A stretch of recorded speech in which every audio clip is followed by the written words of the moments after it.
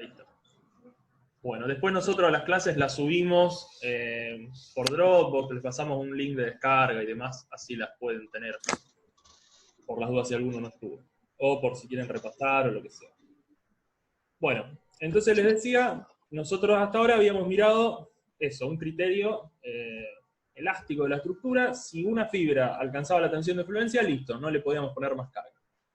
Hoy habrán visto con Yolanda que eso en realidad no es así en el caso, o sea, en algunos tipos de estructuras. Cuando una de las fibras alcanza la tensión de fluencia, todavía tenemos una reserva, ¿sí? Que está, porque, ya sea porque la sección puede desarrollar todavía un poco más, como en el caso de flexión, ustedes habrán visto con Yolanda, si tenían el doble triángulo de tensiones, cuando la primer fibra llega a la fluencia, todavía es posible que la sección entregue un poco más de capacidad, ¿sí? Desarrollando diagramas de tensiones donde van plastificando cada vez más fibras hasta llegar a un punto ideal o teórico en el cual quedan dos rectángulos y todas las fibras alcanzan su tensión de fluencia, eso en el caso de la flexión, y además, en el caso de estructuras hiperestáticas, tenemos una reserva plástica justamente por la hiperestaticidad, donde se van formando sucesivas rótulas plásticas. Esa sección no toma más esfuerzo, ¿sí?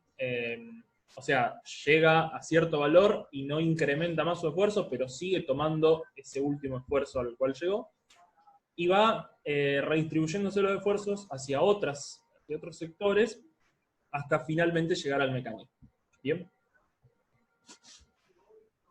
Entonces, ustedes habrán visto dos formas, fundamentalmente, de encontrar ese mecanismo. La primera, y por ahí la más intuitiva, es hacer un análisis paso a paso. Es decir, voy resolviendo mi estructura, la cargo, veo cuál es la primera sección que alcanza ese límite plástico.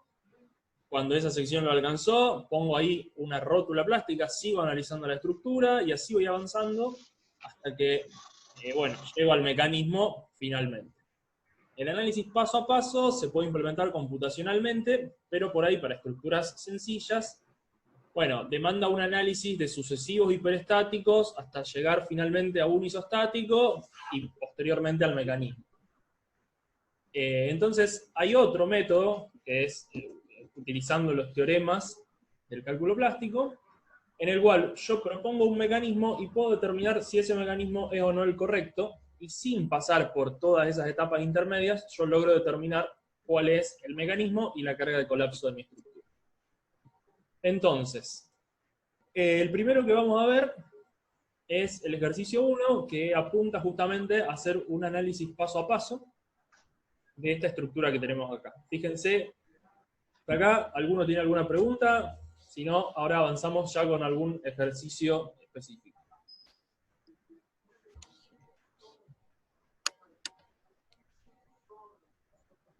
Bueno, ustedes hablen, activen su micrófono. Yo por ahí el chat mucho no lo veo, así que si alguno habla por ahí porque no tiene micrófono o lo que sea, los otros avísenme, pues si yo tengo todas las ventanas abiertas, por ahí se hace lío para ir escribiendo y todo eso. Bien. Fíjense que en esta estructura tenemos una barra colgada de 3 tensores en los puntos A, B y C, y tiene una carga P aplicada ahí, bueno, entre los puntos A y B. ¿Sí?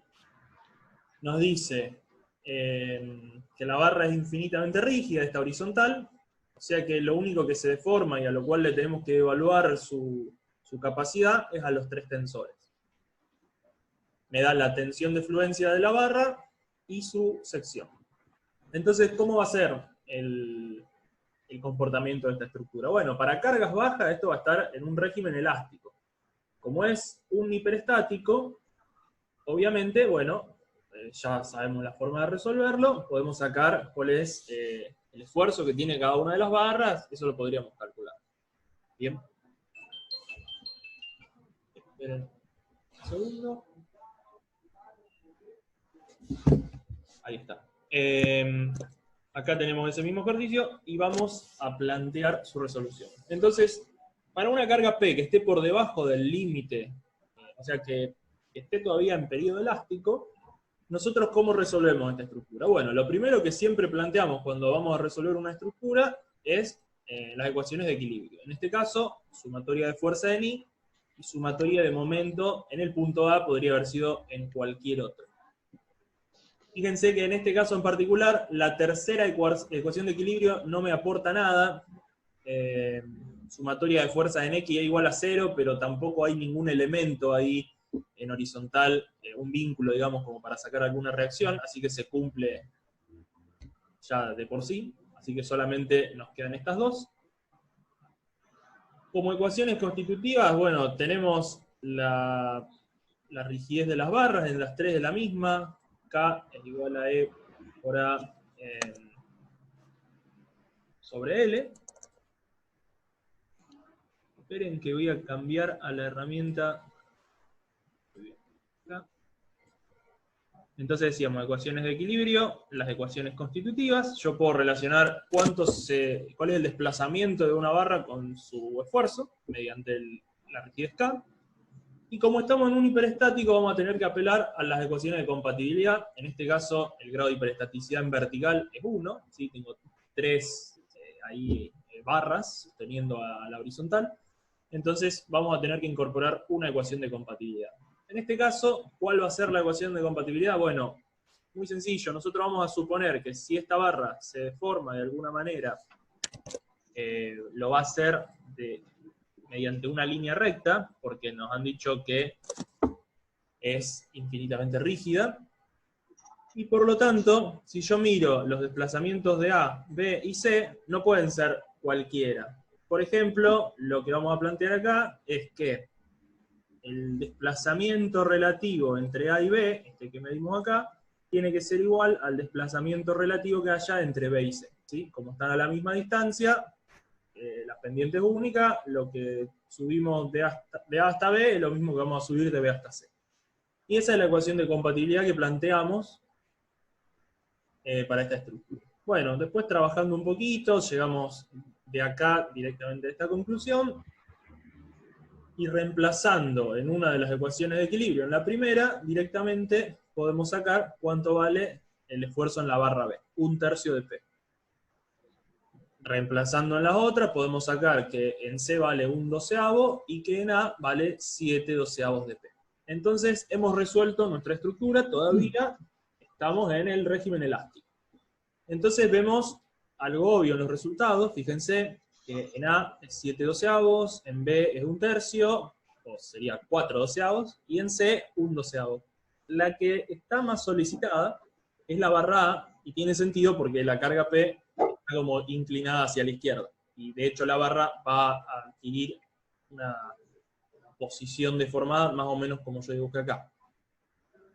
Por lo tanto, la primer barra que va a llegar a ese límite plástico va a ser la barra A. ¿Sí? Por tener el mayor valor simplemente. Bueno, entonces vamos a determinar cuál es la carga P para la cual plastifica la barra A. ¿Qué hacemos? Bueno, simplemente calculamos cuál es la carga esa de plastificación de la barra A, como la tensión de fluencia por su área. Se me da cuenta, 75 kN. Quiere decir que cuando TA, alcance 75 kN, bueno, ahí llegó al límite la barra A. Despejando directamente de ahí, me da que esa carga P es 128,6 kN. Cuando la carga sobre la estructura sea de 128,6, en la barra A el esfuerzo es de 75, y ahí llegamos al límite de la barra A. ¿Qué pasa a partir de ahora? Que es lo nuevo, digamos. Justamente hasta acá, esto es lo que sabíamos hacer hasta antes de empezar la materia. Bueno, como aparentemente esta sección es de algún tipo de acero, es un material dúctil, cuando llega a esta tensión de fluencia, tiene un periodo de deformación bastante importante, que nosotros lo consideramos de manera simplificada como indefinido, donde sigue entregando la misma tensión. O sea, mantiene, en definitiva, la barra esos 75 kN. Entonces, a partir de ese momento, yo puedo seguir agregando carga, porque la estructura era hiperestática, y si una de las barras llegó a su límite, todavía quedan dos que pueden mantener a la estructura equilibrando nuevas cargas que se incorporan. Entonces, de alguna manera, yo paso de tener una estructura así, donde tenía tres incógnitas, que eran los tres esfuerzos de cada una de las barras, a tener una estructura donde una de las barras sé cuánto vale su esfuerzo, es 75 kN, y solamente me quedan dos barras por conocer su esfuerzo. Entonces, estamos ya en el caso de un isostático. Por lo tanto, lo único que planteamos para conocer a partir de ahora, o sea, para cargas superiores a 128,6, para conocer los esfuerzos de B y de C, son las dos ecuaciones de equilibrio: sumatoria de fuerza en I, sumatoria de momento en A. Entonces, bueno, hacemos un planteo que es bastante sencillo, igualamos, despejamos, nos da cuánto vale el esfuerzo en la barra C y cuánto vale el esfuerzo en la barra B.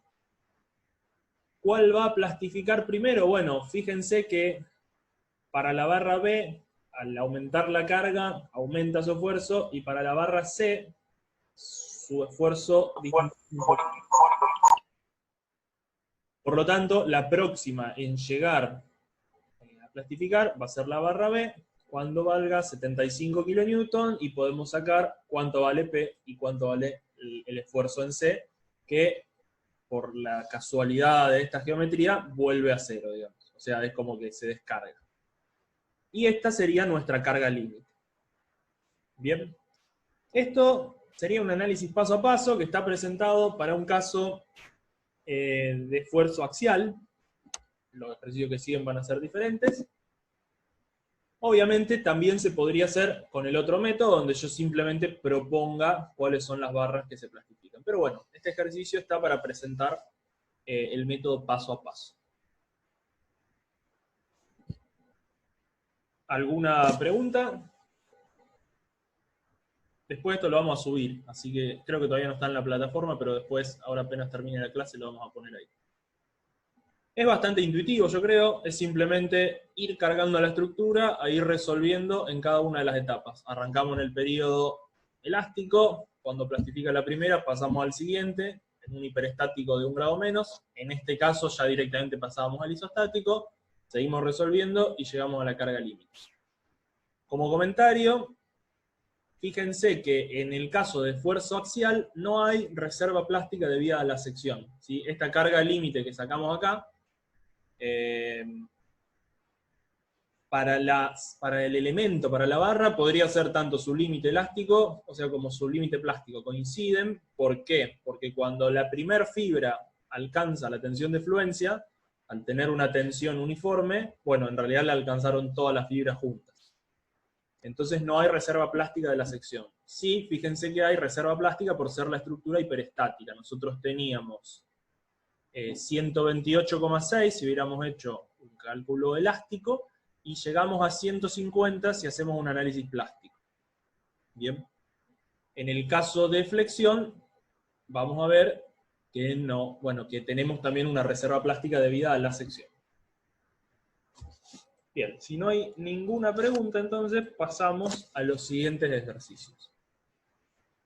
El ejercicio 2, bueno, y todos los que siguen en realidad, apuntan a hacer una aplicación del método estático. ¿Por qué? Porque hacer un análisis paso a paso y fundamentalmente a mano o sea, lleva cierto lío, porque tenemos que resolver el hiperestático, ver cómo son los diagramas de esfuerzo, encontrar la primer rótula plástica, no sé, vamos a suponer que este es el pórtico, tenemos que ir analizando si se forma una primera rótula plástica, qué sé yo, por ejemplo acá, después ponemos la rótula con el momento plástico ahí, y seguimos analizando el hiperestático que queda, y así paso a paso. Por ejemplo, este tiene hiperestaticidad grado 2, tendríamos que analizar 3 veces la estructura para llegar a la carga final y el mecanismo de colapso. Entonces es mucho más sencillo, en este caso, usar directamente el método estático.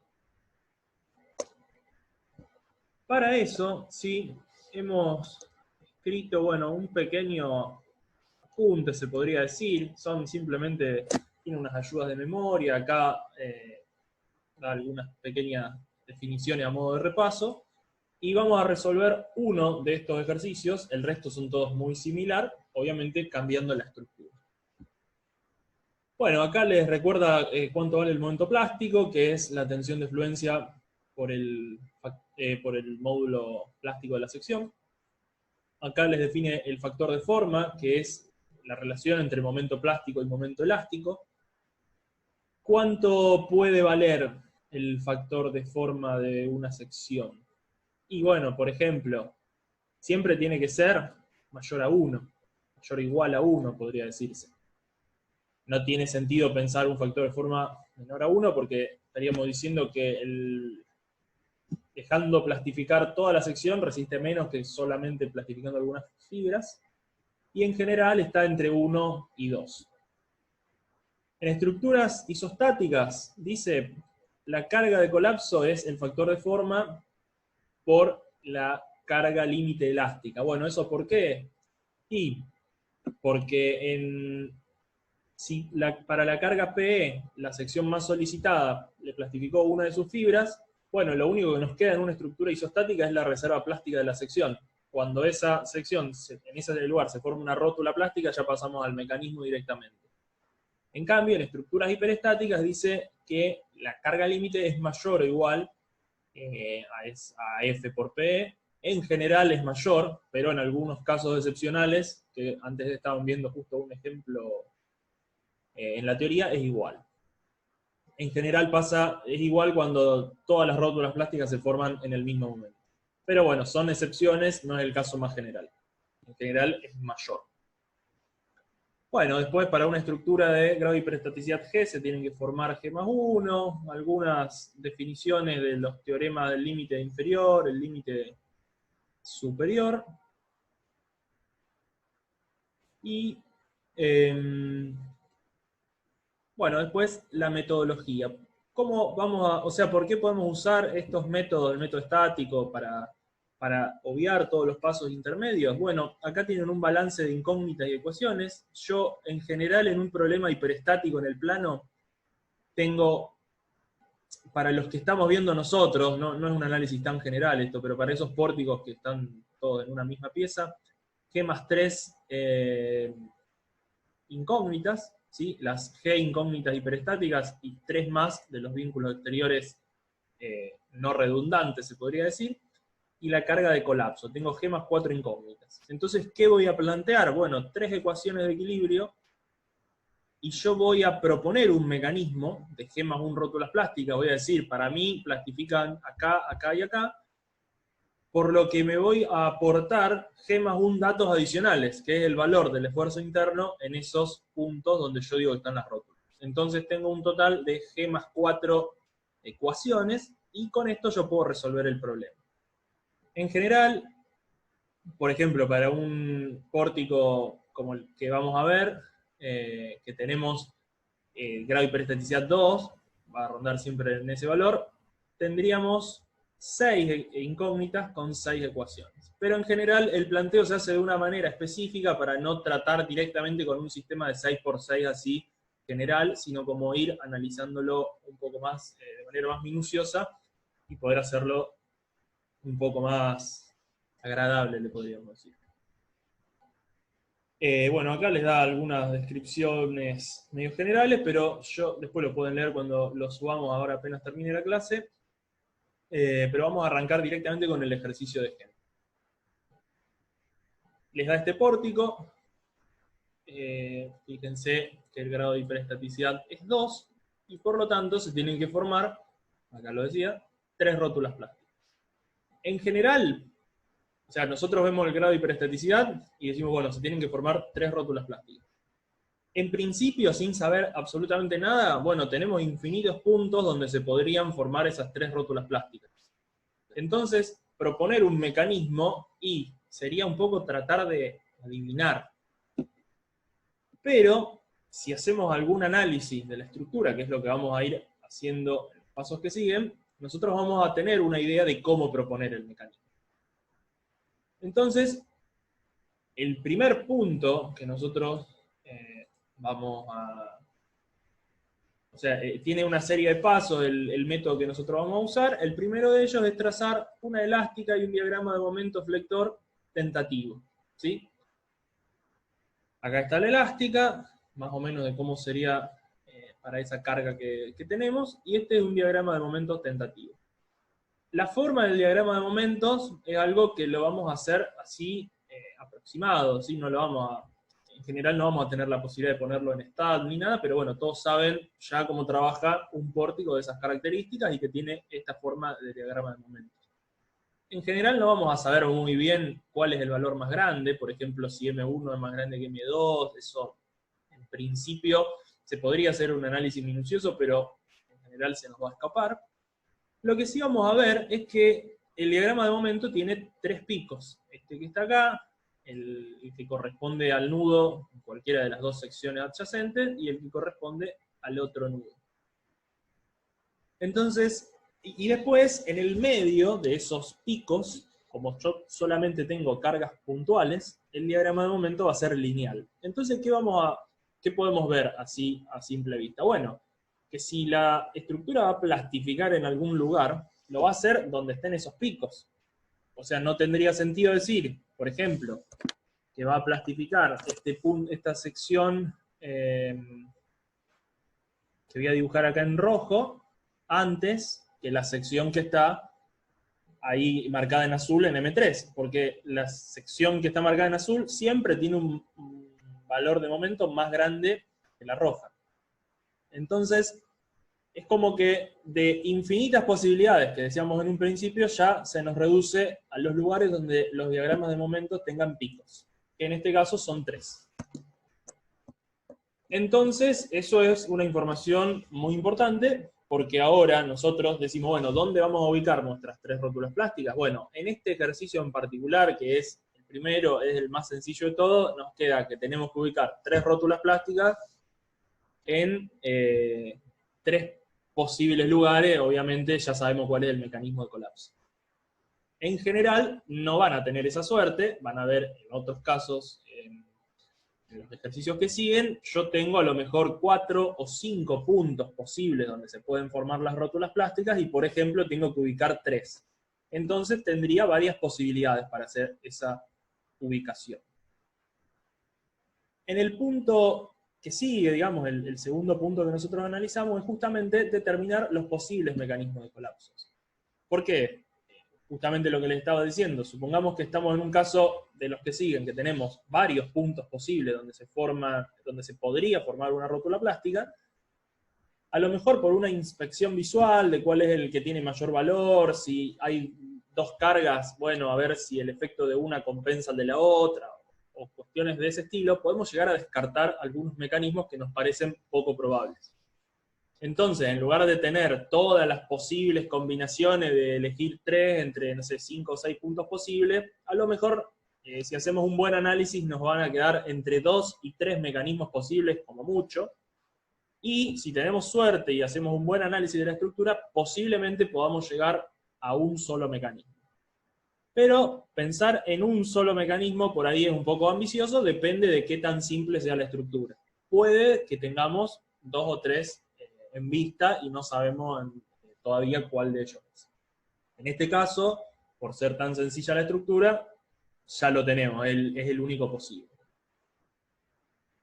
Entonces, hasta el punto 2, nosotros ¿qué vamos a tener como información? Bueno, vamos a tener como información dónde plastifican, o sea, o una tentativa, un indicio de dónde se producen las rótulas plásticas. Por ejemplo, en este caso vamos a decir que se producen los puntos 1, 2 y 3.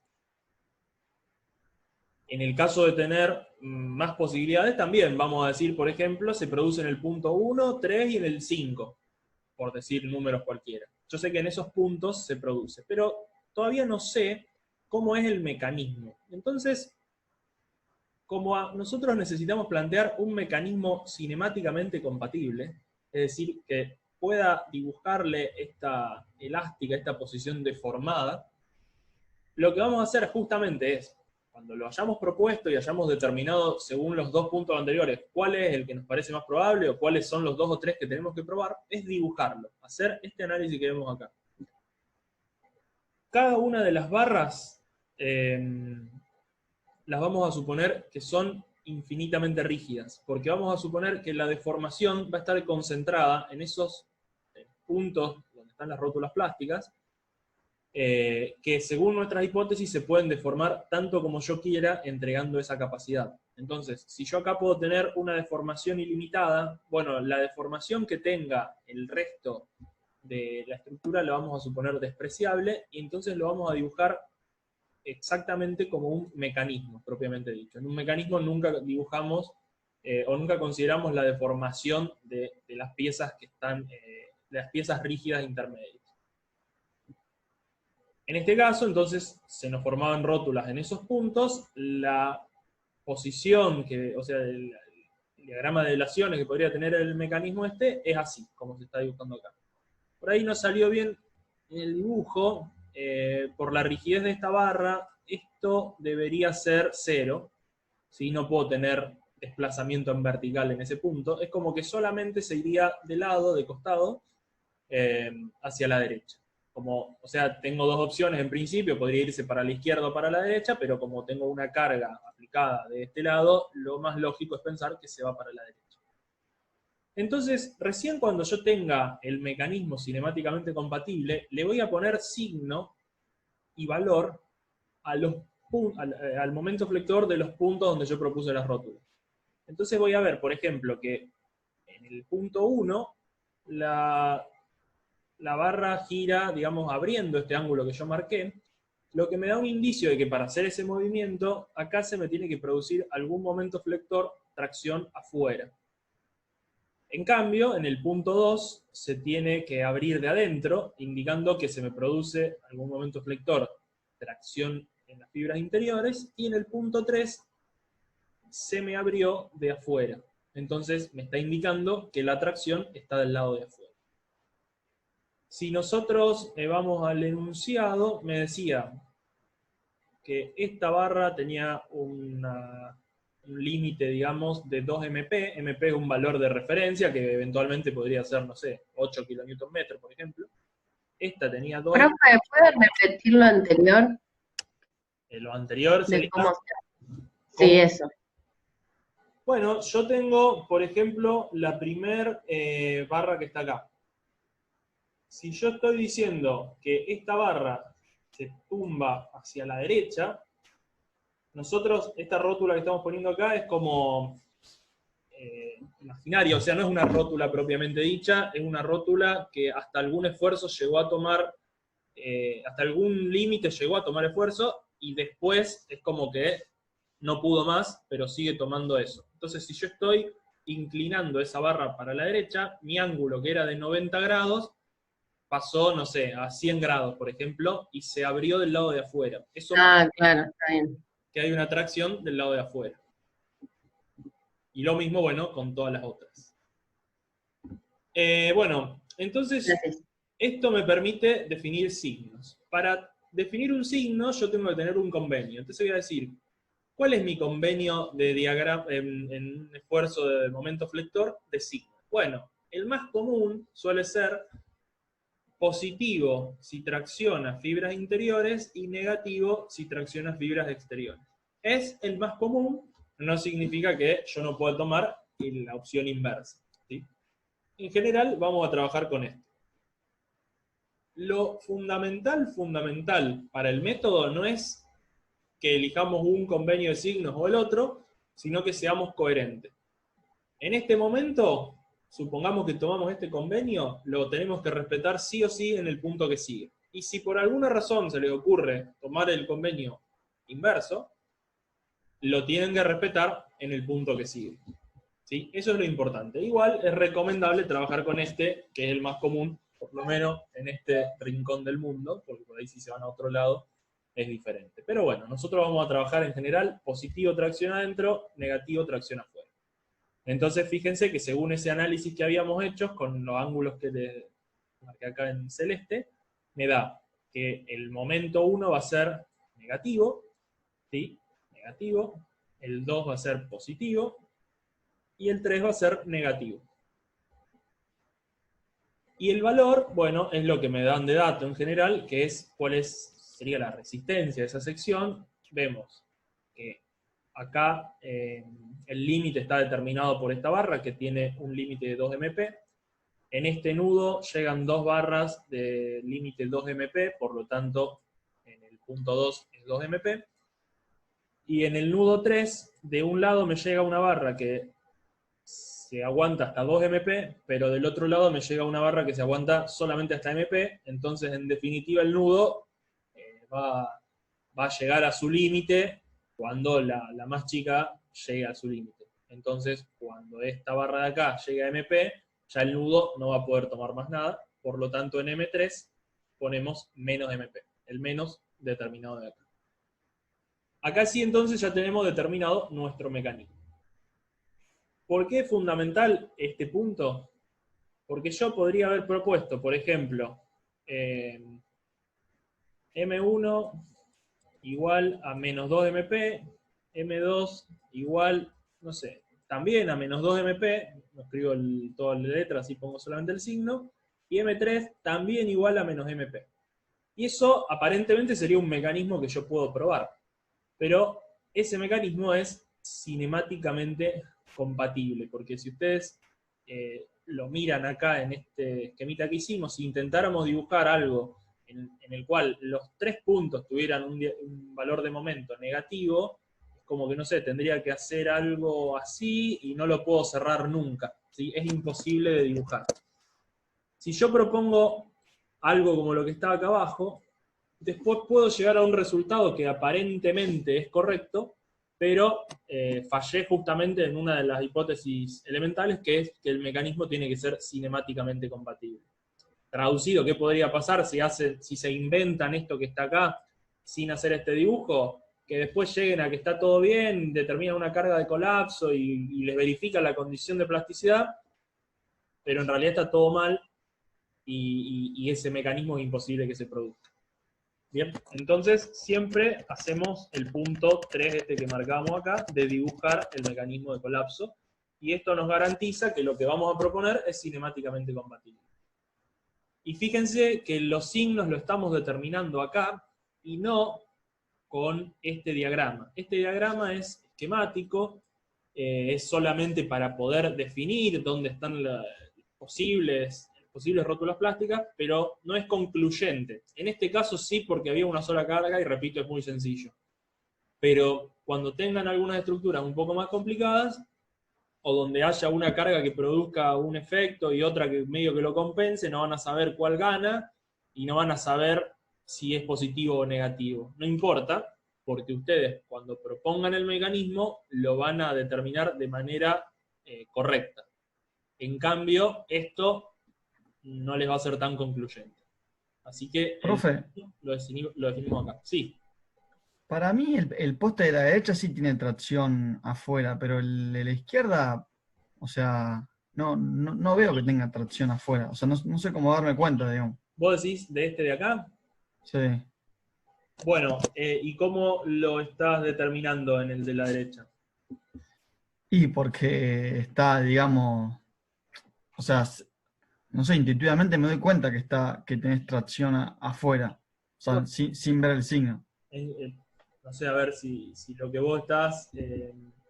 ojo que estamos haciendo un análisis de signo en base a lo que estamos proponiendo como mecanismo, más allá de lo que hayamos obtenido en el punto anterior. Nuevamente, por esto que estoy diciendo, el diagrama de momentos acá es concluyente porque hay una sola carga y la estructura es bastante fácil, pero en general no va a ser tan claro esto y lo vamos a tener que sacar sí o sí de acá.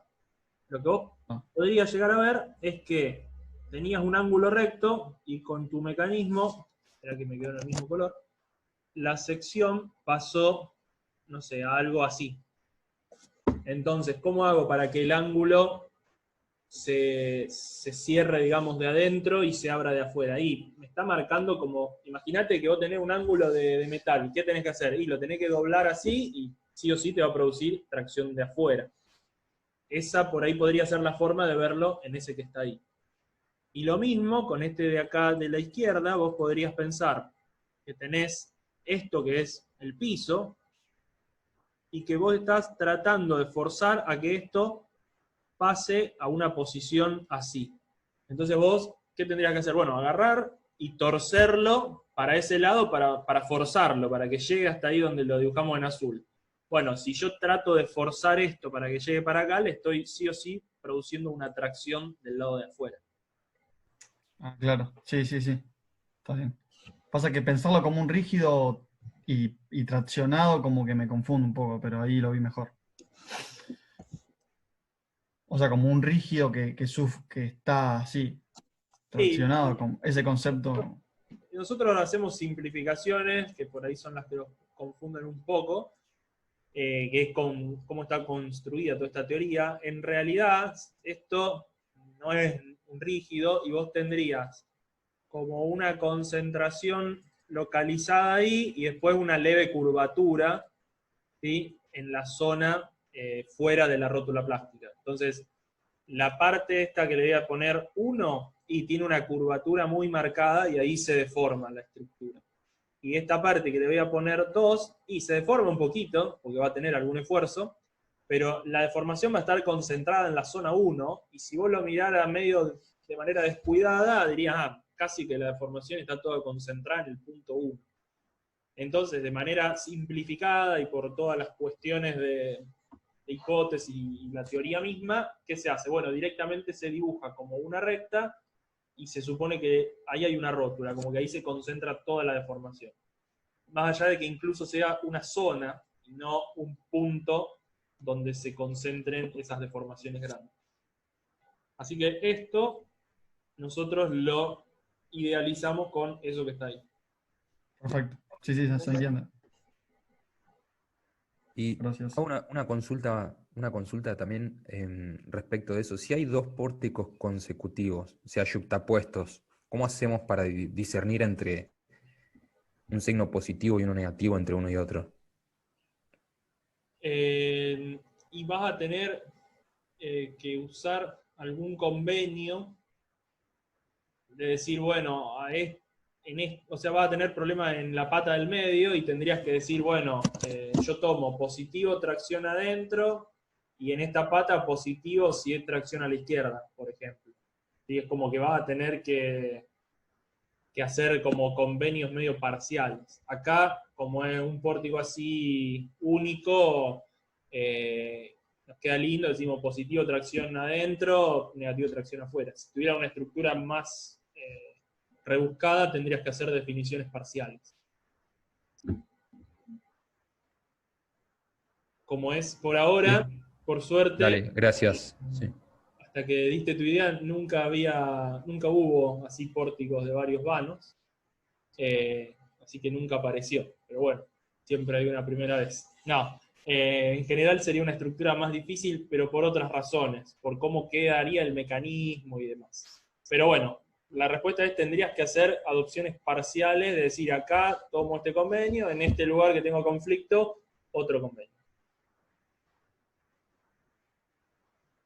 Bueno, definimos entonces nuestro mecanismo o, en un caso donde no sea tan sencillo como este, nuestros posibles mecanismos. ¿Sí? Tendría que agarrar, si tengo 3 mecanismos posibles, esos 3 los dibujo y veo cuáles son los valores de M1, M2, M3 y bueno, los que corresponden.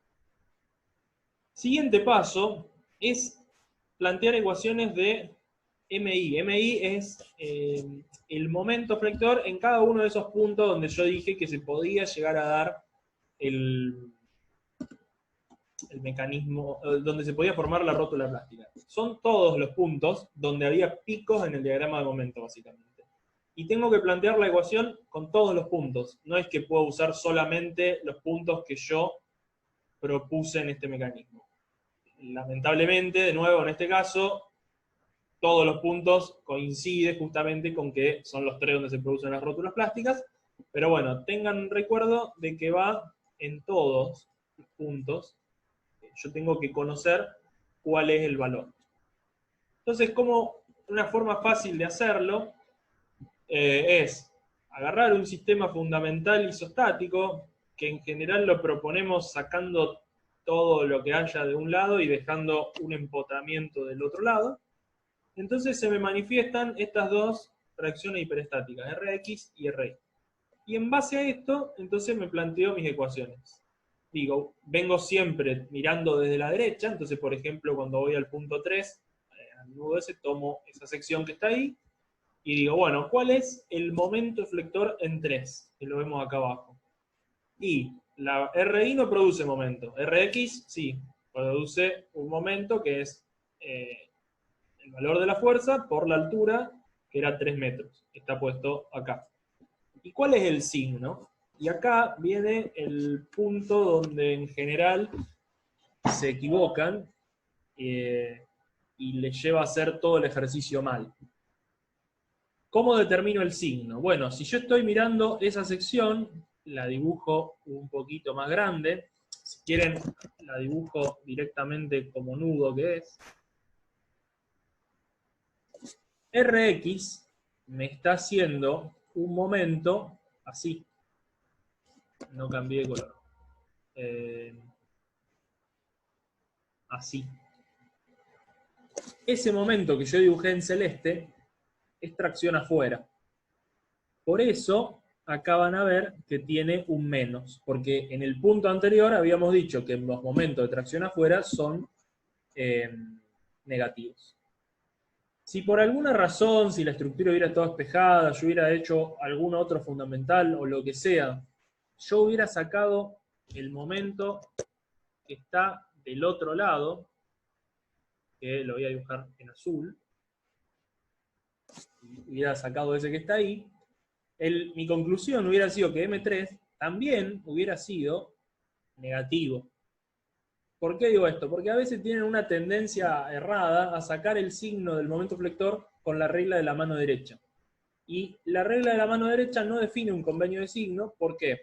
Porque si se fijan, para la celeste, si usáramos la regla de la mano derecha, bueno, la pegamos porque nos da como que el vector momento es entrante, en general lo tomamos negativo y va bien. Pero para la azul nos daría justamente lo contrario. Entonces ni siquiera es concluyente, porque según de qué lado lo miro, tengo un signo o el otro. Y el momento flector tiene que tener un signo definido siempre. Por eso el convenio no dice nada de ninguno de los dos lados ni nada, sino que el convenio es positivo, tracción afuera. Tracción adentro, negativo, tracción afuera. Y en base a eso definimos el signo. Entonces, para resumir la idea, la regla de la mano derecha no define el signo del momento flector, solamente define la dirección del vector momento de fuerza, que tengo 2. ¿Sí? Sería algo que yo en general lo comparo, por las dudas, si les queda alguna duda, si tenemos una sección sometida a esfuerzo axial, el esfuerzo de tracción está determinado por fuerzas iguales y contrarias a un lado y a otro de la sección. Y bueno, ¿cómo es este esfuerzo axial? Y bueno, al de tracción le decimos positivo. Y es positivo por más que lo mire de la derecha, de la izquierda, de donde sea. En cambio, si yo miro el vector fuerza, la que está a la izquierda, esta que ahora la dibujo arriba en azul, podría decir que tiene componente negativa según la convención de ejes habituales, y la celeste sería positiva. Pero es un convenio de vector, de la componente del vector fuerza, no es un convenio del esfuerzo interno, de esfuerzo axial. ¿Sí? Lo mismo con el momento. Bueno, y de la misma manera saco el valor del momento en el punto 2 y el valor del momento en el punto 1. En el punto 2 me fijo de nuevo, bueno, ahora tengo menos Rx por 3 más Ri por 6, y en el punto 1, Ri por 6 menos P por 3. Todo con ese convenio, saco estas 3 ecuaciones. Las reacciones en general no nos van a ser de utilidad para determinar el mecanismo, porque nosotros tomamos como hipótesis que las rótulas solamente se producen por flexión. Y no es que de repente se va a producir una compresión localizada que va a ser una plastificación completa en el sentido axial. Solamente vamos a considerar rótulas por flexión. Hacer lo otro, tendríamos que considerar ya los efectos combinados y es mucho más complejo, y ya se sabe experimentalmente que en estructuras así, a flexión dominante, la falla se da por flexión de estos mecanismos y no por compresión o por corte. Entonces, yo no voy a tener ningún límite, en principio, para hacer este análisis de plástico, de cuánto valen Rx o Ri. Entonces medio como que acá yo tengo dos incógnitas que está bien, sí, las voy a poder calcular porque antes habíamos dicho que teníamos todas las ecuaciones y demás, pero no nos van a ser de utilidad. Entonces es común eliminarlas, ¿sí? Ir como haciendo reemplazos, por ejemplo, donde diga Rx por 3 en la ecuación 2, yo podría reemplazar en base a la ecuación 3 por M3, que es lo que está hecho, creo yo, acá, en la ecuación 4, ¿sí? Y de ahí despejo RI y vengo y lo reemplazo en la ecuación 1, entonces fíjense que llegué a una ecuación sola en este caso, que me relaciona solamente los tres momentos y la carga P, y las incógnitas Rx y Ri han desaparecido. En realidad no es que desaparecieron por arte de magia, sino que quedaron en otras ecuaciones, como por ejemplo esta ecuación que está acá y esta ecuación que está acá. O sea, yo tengo la información para calcularlas después, pero hice como una reducción de mi sistema de ecuaciones. Y este sistema, o sea, esta única ecuación que me quedó acá relacionando los tres momentos y la carga P, es una ecuación que me sirve bastante, porque ahora, en el siguiente paso, que es, después de tener definidas todas estas ecuaciones, es determinar ya directamente la carga de colapso y verificar si mi mecanismo era el correcto. Entonces, fíjense que todavía, hasta el punto este que marcamos antes, tenemos como todas incógnitas, M1, M2, M3, P, y una sola ecuación nos quedó. Pero acá es donde agregamos datos. Como nosotros proponemos el mecanismo 1, 2, 3, que antes definimos el valor de momento en cada uno de esos puntos y su signo, estamos incorporando tres datos. Entonces lo ponemos en la ecuación 5 y directamente podemos sacar cuál es el valor de la carga límite, que nos da 5/3 de MP. Hay un metro dando vuelta por ahí porque nosotros no lo escribimos más, pero si se fijan en el enunciado original, esto decía, por ejemplo, 3 metros, así que probablemente ese 3 tenga unidad de metro para que todo sea coherente, pero bueno, el valor del número, digamos, sería 5/3 de MP. Y después puedo volver a las otras dos ecuaciones y sacar cuáles son las reacciones Rx y Ri. Yo acá determiné la carga de colapso que corresponde a ese mecanismo. En este caso, al ser el ejercicio sencillo, no hay otros puntos. Pero ¿se acuerdan que antes habíamos dicho que teníamos que determinar el MI en todos los puntos? ¿Por qué? Porque si fuera otro el caso, en el cual hubiera también un M4, vamos a suponer. Entonces, si ahora M4 me da, no sé, menos 7 MP, yo de estas mismas ecuaciones que voy a haber sacado en este punto anterior, también puedo saber cuál es el valor de los MI restantes. Entonces vamos a suponer, por ejemplo, que yo tuviera un M4 de menos 7 MP, y no, está mal, me viola la condición plástica, y es indicio de que el mecanismo que yo propuse no es el mecanismo de colapso, es otro. Entonces, la carga de colapso que calculé tampoco está bien, porque como propuse un mecanismo que no es, esa carga que calculé no me dice nada. Entonces tendría que hacer la prueba de sucesivos mecanismos hasta llegar a un caso en el que, por ejemplo, lleguemos a que M4 es, por ejemplo, no sé, 0,3 MP, vamos a suponer. Entonces, en este caso, yo podría decir que la condición de plasticidad se cumple y por lo tanto el mecanismo que yo propuse es el correcto y la carga de colapso entonces es la que corresponde. No hace falta probar con todos los mecanismos posibles. La gran gracia del método es justamente que si yo pruebo uno y me verifica esta condición de plasticidad, puedo asegurar mediante esos teoremas que ese es el mecanismo de colapso, y por eso hacemos todo el análisis previo de ver y tratar de tirar un centro de cuál es el más probable, porque si yo hago un buen análisis en los puntos 1 y 2 y me quedo con un solo mecanismo posible, hago el punto 4, hago este punto 5, y cuando llego acá me verifica la condición de plasticidad, bueno, a lo mejor si tengo suerte pruebo un solo mecanismo y llego al mecanismo correcto. Terminé, no tengo que hacer otros para mostrar que los otros no son. Los teoremas me garantizan que si uno da, todos los otros no van a dar. Y una vez que terminamos acá, perdón, y una aclaración.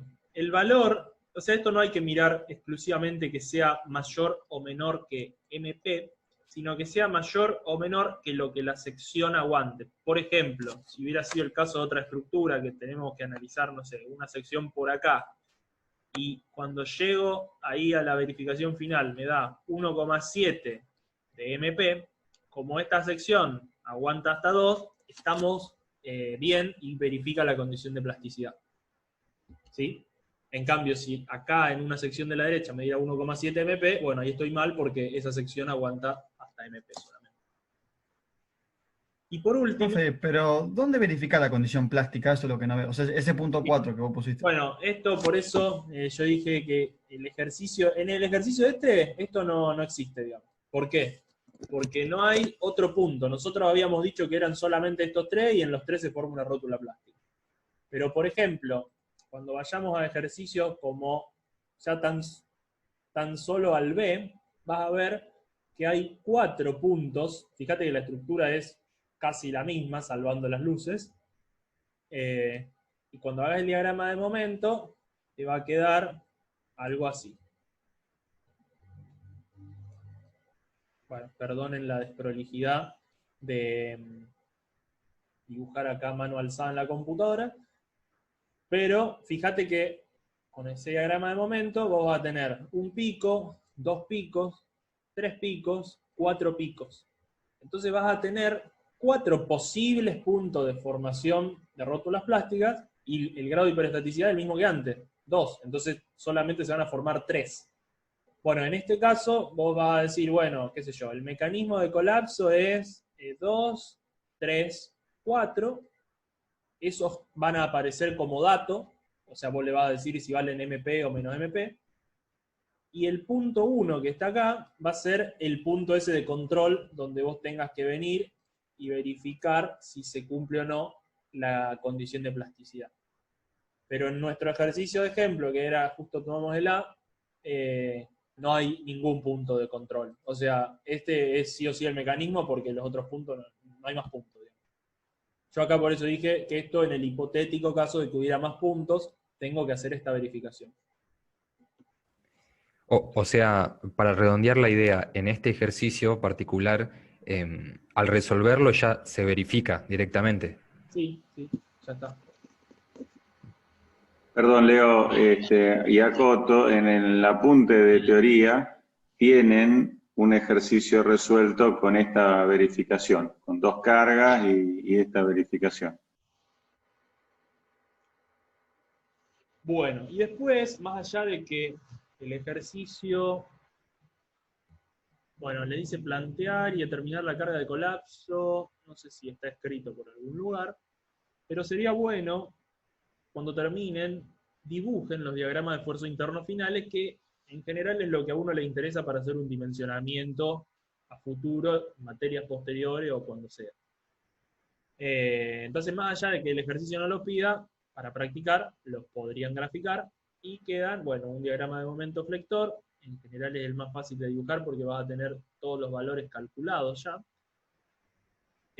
Si bien la forma parece similar a la que habíamos propuesto al principio en el estimativo, si al estimativo en lugar de hacerlo así medio intuitivo lo hubiéramos puesto en STAT, las proporciones no se mantienen, ¿sí? Acá en el mecanismo de colapso, yo acá tengo que, por ejemplo, el momento acá en el empotramiento es el mismo que en el nudo que está acá, porque bueno, las dos secciones llegaron a plastificar. En el análisis elástico es muy poco probable que eso pase, en general va a haber un punto, por ejemplo, que no sé, el del empotramiento va a ser mayor que el del nudo y va a ser diferente a este de acá y va a haber otras proporciones. Si bien la forma en este caso es la misma. Y en un caso más general puede que también se distorsione un poquito la forma, que algo que era tracción de un lado en estado elástico pase a tracción del otro, bueno, o cosas raras así, pueden pasar porque en el medio hay toda una redistribución de esfuerzos internos que no la estamos analizando porque este método justamente nos evita ese análisis, pero que existen. O sea, que están pasando ahí en el medio.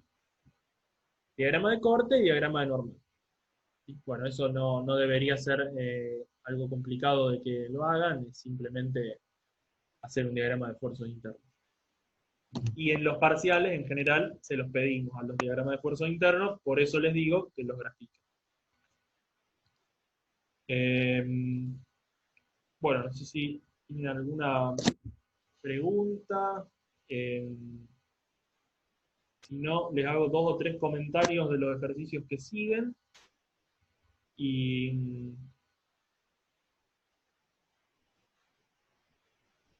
vamos como terminando. Vale, les tenemos que comentar algunos ejercicios más y el práctico. ¿Sí? Así que si tienen alguna duda, pregunten ahora.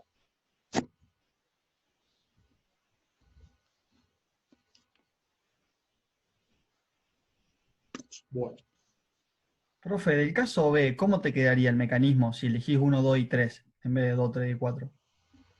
Bueno, ahí lo dibujamos. Para que voy a borrar todos los comentarios.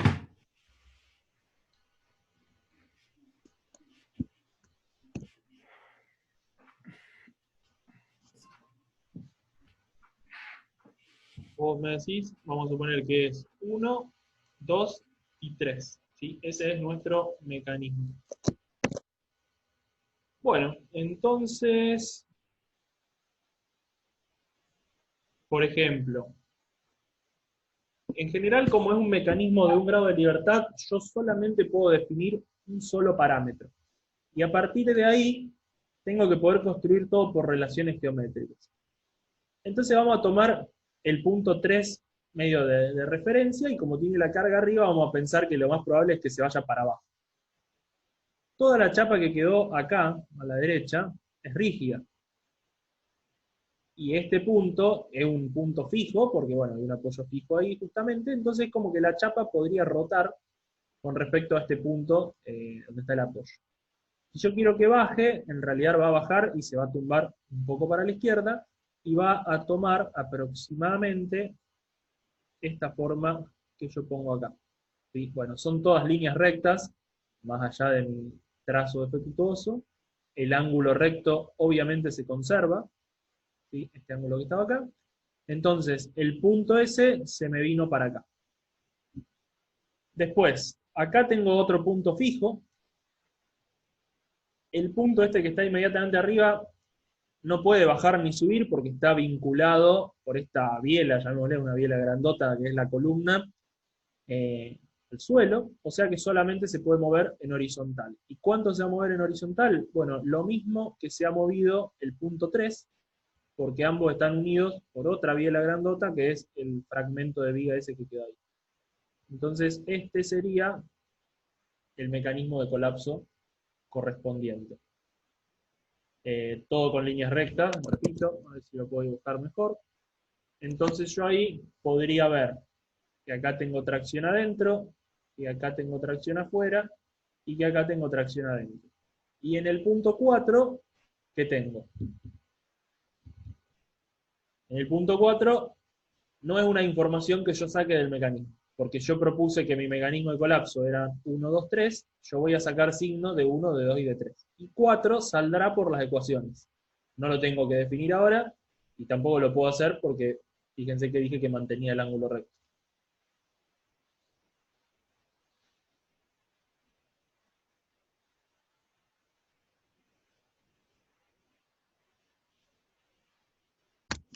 ¿Bien? Perfecto. Ahí en 2 no se conservaría el ángulo porque tiene la rótula. No, claro. Donde hay una rótula, obviamente ahí se se considera que hay una deformación localizada. Por eso la idea de una rótula.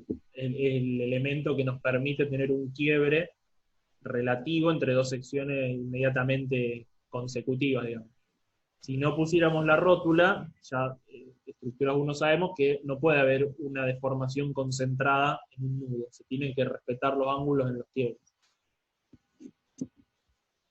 Bueno, el ejercicio 3, háganlo. Lo único que les voy a decir del ejercicio 3 es que acá el sistema fundamental que conviene tomar no es despejar así, sacar los vínculos y poner las reacciones, sino que altamente recomendable tomar este sistema fundamental, similar a como hacíamos en vigas en estructura 1, ¿sí? Y acá le ponen, no sé, M2, con eso les va a quedar bastante fácil. Prueben de hacerlo, no debería traer mayores problemas. El ejercicio D tiene, bueno, está mencionado al final también del apunte de teoría. Cuando hay carga repartida, perdemos algo muy importante, que es esa posibilidad de poder definir algunos puntos donde se dan las rótulas plásticas. ¿Se acuerdan que nosotros habíamos dicho, vamos a suponer, ejercicio E, que tiene también solo cargas puntuales, yo solamente puedo tener picos de momentos donde hay una discontinuidad de carga o una discontinuidad de geometría. Entonces, discontinuidad de carga puede haber justamente donde estén las cargas aplicadas, donde estén los vínculos, porque va a haber también reacciones concentradas, y discontinuidad de geometría, bueno, en este quiebre y en este quiebre. No hay un pico en ninguna de las otras secciones, porque no hay carga. En cambio, en el ejercicio D, tenemos un problemón, porque en toda la viga hay carga. Entonces nosotros no vamos a saber dónde está el punto. Por ejemplo, este podría ser un punto a analizar, este sería otro, este nudo sería otro, este nudo sería otro, y cualquier nudo del travesaño también sería un punto que yo tendría que analizar. Entonces, con la carga repartida sería más difícil de analizar, se puede hacer algo, pero está fuera de nuestro alcance ya. Así que lo que en general se hace de manera simplificada es agarrar y aproximar la carga repartida por cargas puntuales. Entonces, por ejemplo, yo podría dividir al travesaño más o menos en 4 partes iguales y decir que, bueno, que nuestra carga repartida la vamos a aproximar por 4 cargas puntuales ubicadas en el centro de cada uno de esos tramitos que yo dividí, de manera tal que, bueno, estáticamente, por lo menos mirando así a grandes rasgos, tramo por tramo, la carga puntual que yo voy a poner es igual a la carga repartida que había. ¿Sí? Entonces yo acá voy a tener una carga P que va a valer Q por, bueno, la separación esa a la cual yo dividí. Entonces, haciendo esa transformación, obviamente aproximada, ya no voy a tener la carga exacta, yo puedo agarrar y decir que, bueno, que ahora en nuestra aproximación, como tengo cargas puntuales, ahora sí tengo solamente estos puntos como discontinuidad. ¿Sí? A partir de esa salvedad, o sea, transformar la carga repartida en 4 cargas puntuales, el análisis es idéntico a cualquier otro ejercicio, y sigue todo igual.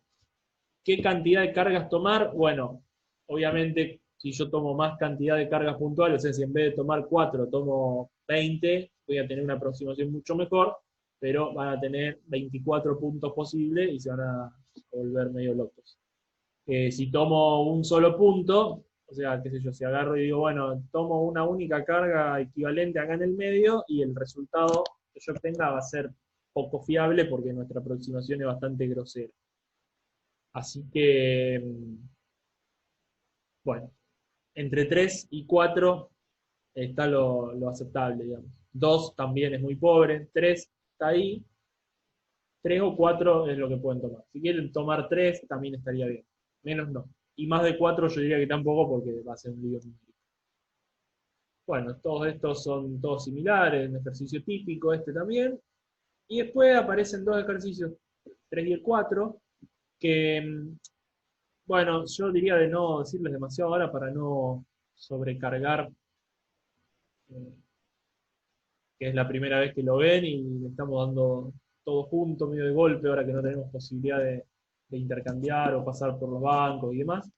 Pero básicamente este les pide que calculen la carga elástica. Esto es algo que deberían poder hacer sin ningún problema con lo que sabían hasta antes de esta materia, ¿sí? Hasta estructura 1.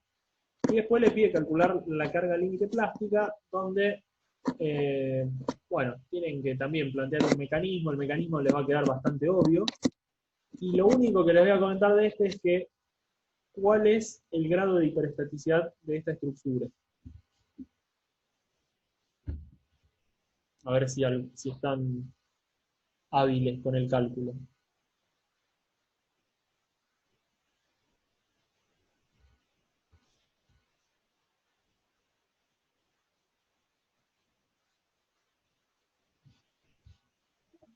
¿8? A ver si hay otra propuesta. 5. Este me gustó un 8, profe, 8. 8. ¿Cómo están contando?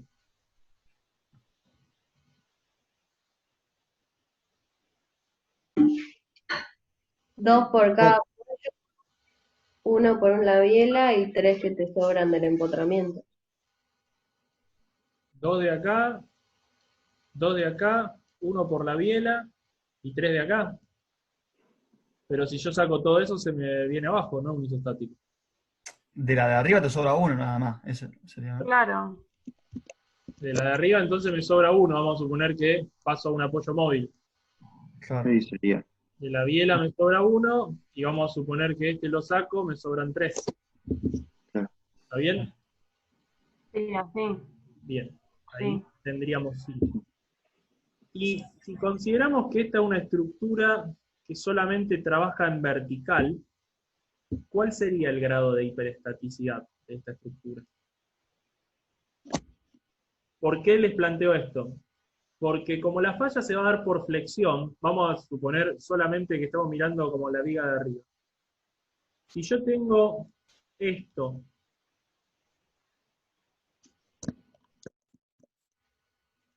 o tengo exactamente la viga igual, pero con la carga puntual y un apoyo móvil, ¿cambia en algo el comportamiento? O sea, ¿cuánto resiste a flexión o cómo se forman las rótulas plásticas? Si tengo o sea, la única diferencia entre los dos que yo dibujé es si el apoyo es fijo o móvil. No, es lo mismo. Es lo mismo. Entonces, el grado de hiperestaticidad proveniente de ese vínculo redundante en horizontal no me aporta demasiado. No es que me va a dar una chance más de que la estructura redistribuya esfuerzos. Por lo tanto, es como que este que está acá no me va a aportar demasiado. O sea, es un grado de hiperestaticidad, estamos de acuerdo. Pero a lo que voy es que no se me van a poder formar 6 rótulas plásticas. Por eso les hago hincapié en esto. No va a haber forma de que se formen 6, porque ese no cuenta, y el que está escondido acá en el empotramiento como vínculo horizontal tampoco cuenta. O sea, corresponden a otra dirección de análisis de la estructura. Entonces, en vertical, yo solamente tengo un grado de hiperestaticidad de 3 o 3 vínculos redundantes. O sea que cuando se me formen 4 rótulas plásticas, la estructura va a llegar al colapso. No voy a poder llegar a las 6, solamente voy a poder llegar a 4. El resto del análisis es simplemente, bueno, resolver una estructura. Piénsenlo, después de última consultando más adelante. Y el último que aparece, ¿por qué empezamos a renegar con esto y por qué directamente no pusimos acá el apoyo móvil? Porque en general la estructura le va a venir dibujada o va a aparecer algún tipo de elemento que la sostenga y va a ser un apoyo fijo y va a ser, uno va a tener que agarrar y hacer ese análisis y decir, no, bueno, pero en horizontal no me va ni me viene, yo agarro y ese grado de hiperestaticidad no me afecta en nada. ¿Sí? No es tanto de maldad, sino que es también para que se vayan acostumbrando a situaciones un poco más reales. Y por el mismo motivo aparece esta viga, también, obviamente con todos los apoyos fijos, nuevamente los horizontales no suman ni restan nada, no trabaja ninguno, así que pueden considerar que son móviles para el efecto del cálculo de cuántas rótulas se le van a formar. El grado de hiperestaticidad en vertical de esta viga, ¿cuánto es? Considerando que tenemos cargas ortogonales. 2. 2. Entonces se me van a formar 3 rótulas plásticas. El análisis atacado así, con lo que dijimos hasta ahora, sería bastante duro, porque no sabríamos muy bien dónde poner acá las rótulas ni nada. Pero nosotros acá tenemos un poco exagerado, esto no pasa tanto en la realidad, pero está hecho como para que les vaya quedando la idea, que la sección es de hormigón y por lo tanto el momento plástico no es lo mismo si la sección quiere plastificar de abajo o si quiere plastificar con tracción en la fibra superior, porque arriba le han puesto menos armaduras. Entonces, si yo hago un diagrama tentativo de cómo sería esto en su estado elástico, esto me queda algo así, y yo veo que hay aproximadamente 5 lugares donde se puede formar la rótula plástica. La primera es en alguno de los dos apoyos. Y la segunda, vale, esos son los 2 puntos. Y después se podría formar en cualquiera de los 3 tramos. Y yo tengo que llegar, acuérdense, a 3 rótulas plásticas.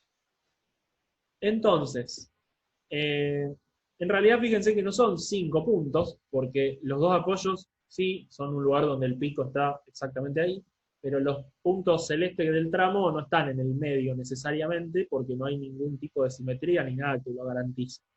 Entonces, como que digo, tengo infinitos puntos posibles. Bueno, antes que nada, como yo tengo un momento tracción fibras superiores bastante reducido y en general el valor de momento flector en los apoyos no es menor que en los de tramo, incluso en general hasta es mayor. En este ejercicio, medio con facilidad podríamos decir que estos dos van a plastificar primero. O sea que 2 puntos ya los tengo definidos de entrada, con un análisis un poco así rápido, y lo único que me faltaría definir es cuál de los 3 celestes es el último para plantear un mecanismo de colapso y después seguir naturalmente. Y bueno, me quedaría determinar cuál de los infinitos puntos celestes que andan dando vueltas es el que corresponde. Vamos a hacer la simplificación, porque no se comete demasiado error entre tomar el máximo y el valor de momento en el centro, de que los 3 puntos estos que están marcados acá, el 1, sería el 3 y el 5, están en el medio, ¿sí? Estos son los puntos medios de la viga. Entonces, de infinito pasamos a 3 posibilidades, cometiendo algún error, porque nadie nos garantiza que, por ejemplo, vamos a suponer que el mecanismo finalmente nos quedaba que era 1, 2, 4. Bueno, nadie nos garantiza que este punto que estaba un poco más a la izquierda de 1 no va a alcanzar la plastificación antes que el punto central. Pero salvando esa aproximación, nosotros vamos a suponer que sí, entonces va a ser fácil calcular cuánto es el valor de momento en 1, en 2, en 1, en 3 y en 5, porque en lugar de tener como incógnita adicional dónde está el punto, ya lo sabemos. Entonces, por más que la carga sea repartida, yo puedo sacar cuánto vale el momento en el punto 1. Supongamos que yo tengo el valor del momento en el punto 2, ¿cómo saco el momento en el punto 1? Y si estamos en el punto central, va a ser el M2 dividido 2 más lo que corresponda de colgarle la flecha QL cuadrado sobre 8. Lo mismo para los otros tramos, y en base a eso pueden relacionar los puntos 1, 3 y 5 con el 2 y el 4 y armarse, digamos, su mecanismo y sus ecuaciones para verificación de los otros puntos. Bien, y después hay algunas particularidades de las longitudes de los tramos y eso, pero eso es algo que lo pueden pensar ustedes y nuevamente cualquier cosa después lo consultan. ¿Sí?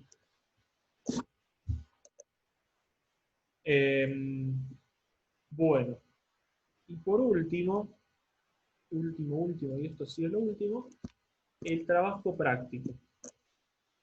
Tampoco lo subimos, ahora en un ratito lo vamos a subir, por si alguno está apurado por ya arrancarlo. Tienen un pórtico que van a ver que es similar en concepción a los que están ahí en la práctica. Los apoyos no están puestos en la misma altura, ahí les marca cuál es, con todas las dimensiones, creo. Y tiene una sección cajón, entonces en lugar de tener así un MP de referencia, ustedes van a poder calcular cuánto vale el MP, y es muy común en todos los prácticos que nosotros le vamos a dar de acá en adelante, que tengan datos que dependen del legajo, para que todos tengan diferentes números y bueno, si se copian como siempre se ve que hacen, por lo menos tengan que hacer los cálculos de nuevo, y no copiar mientras miran una serie. Cuando calculen esto, bueno, acá les pone un ejemplo incluso, porque más de uno agarra y toma, está bien, a veces no es muy claro, pero por ejemplo acá le dice que la tensión de fluencia en el acero es, por ejemplo, 210 más ABCD sobre 20. Acá estaba el formato de legajo como iba a ser, y algunos agarran y multiplican A por B por C por D. Entonces, para evitar ese tipo de confusiones, acá está el ejemplo de que no multiplique nada, sino esto me hubiera dado 210 así a seca, y en general cualquiera que tenga un 0 en el legajo le daría todo el mismo valor. Así que no sé si a veces lo hacen hasta a propósito, pero vamos a suponer que es una cuenta que todos los que están acá la saben hacer. Si le erran al dato del legajo, va a estar mal todo, porque por eso de que suponemos de que a veces lo hacen a propósito para que los datos le coincidan con el compañero que también tenía otro 0 por otro lado. No es demasiado hacer bien dos cuentas tampoco, o sea, no es ninguna ciencia. Repásenla y traten de hacerla bien, y a partir de ahí sigan con todo el trabajo. Les pide que calculen, bueno, momento elástico, plástico, el factor de forma de la sección, de este acá. Es bastante fácil. Como pista no se metan a hacer ningún tipo de integral ni nada, porque, bueno, el momento elástico imagino que ya lo deberían saber, de resistencia de materiales, y el plástico busquen por ahí por el apunte que les va a dar una idea de cómo calcularlo, si es que no lo saben. Después le pide determinar la carga límite elástica. Esto no sería más que lo que le hubiéramos dado, por ejemplo, en estructuras 1, o sea, no es algo nuevo, lo deberían poder hacer sin problema. El punto C es lo que estuvimos dando hoy justamente, les pide los 3 esfuerzos internos, y después la relación entre la carga QL y QE. Esto tiene un error que ahora lo voy a corregir, dice Q porque quedó mal de cuando teníamos carga repartida, en realidad es PE, y acá tendría que decir PL y PE. Ahora lo voy a cambiar y lo voy a subir bien directamente. Así que es un ejercicio bastante estándar, que no tiene nada raro, y que más o menos involucra varios de los cálculos más comunes. Y traten de hacerlo ustedes para aprender, no para cumplir, porque si ustedes logran resolver todo este práctico solos, podría decirse que algún ejercicio del parcial ya lo saben hacer. Si no, después van a tener que ponerse a estudiar de cero, y no es o sea, no es la idea del práctico. Bueno, ahora corrijo esto, después lo subimos, y tienen en la plataforma, ojo, también con eso que ya han aparecido, aun cuando no... Fíjense que hay una carpeta que dice TPS 2020, o sea, 2020 del primer cuatrimestre. Esos son los del cuatrimestre pasado, no valen ahora. Ni hablar, si entregan un trabajo del cuatrimestre pasado, es lo mismo que si no lo entregaran, no se van a equivocar.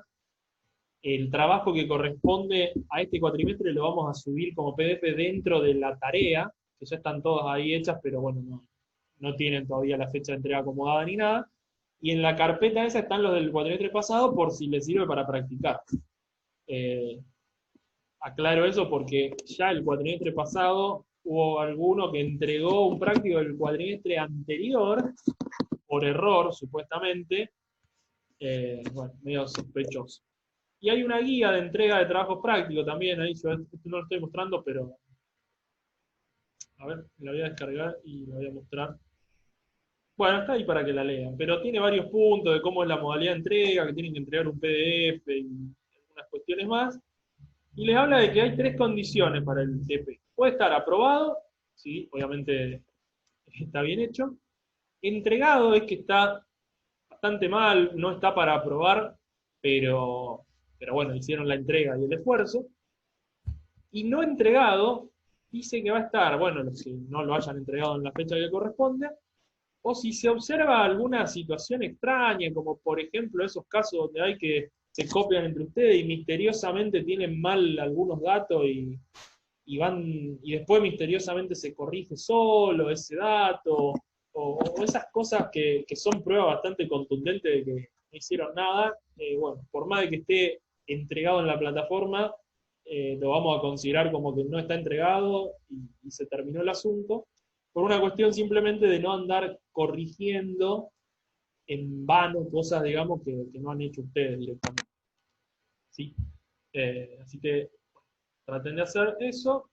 Ah, y algunas cuestiones del formato numérico, que ya que hemos terminado el tema, al final lo voy a tener que descargar.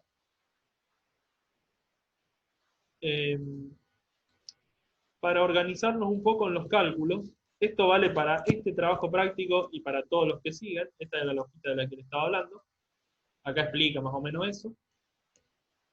Ah, y otra cosa más, por ahí en los trabajos prácticos no vamos a ser tan estrictos con un parcial.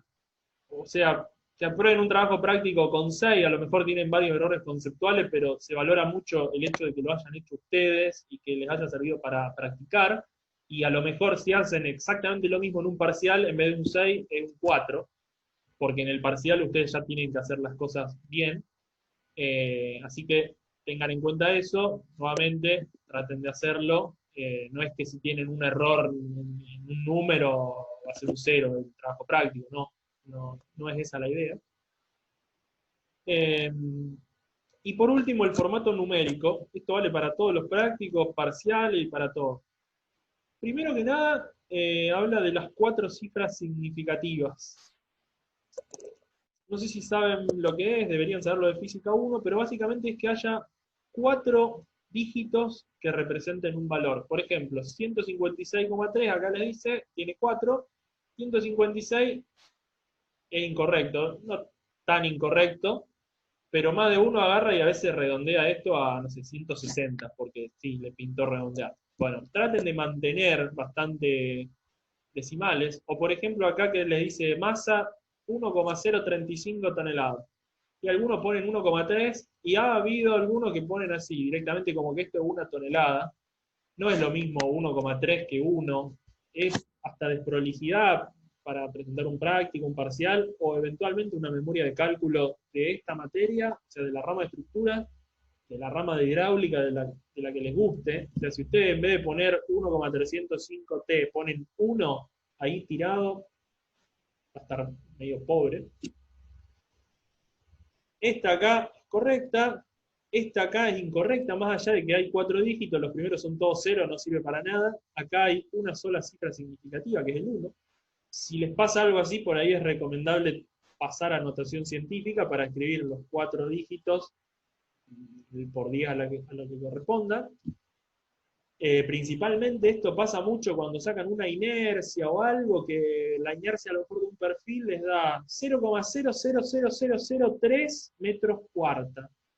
Y sí, pusieron como 7 números, pero hay uno solo marcando algo representativo. Bueno, recurran si no les da por la unidad o por lo que sea la notación científica. Y el último está incorrecto porque no tiene unidad. Y un número, si no tiene unidad, no dice nada. O sea, si usted dice en el momento de 1285, puede ser kilonewton metro, kilonewton centímetro, sin ir a no sé, no digo que van a estar usando libras pie, pero podrían ser kilonewton centímetro tranquilamente, o kilogramo metro.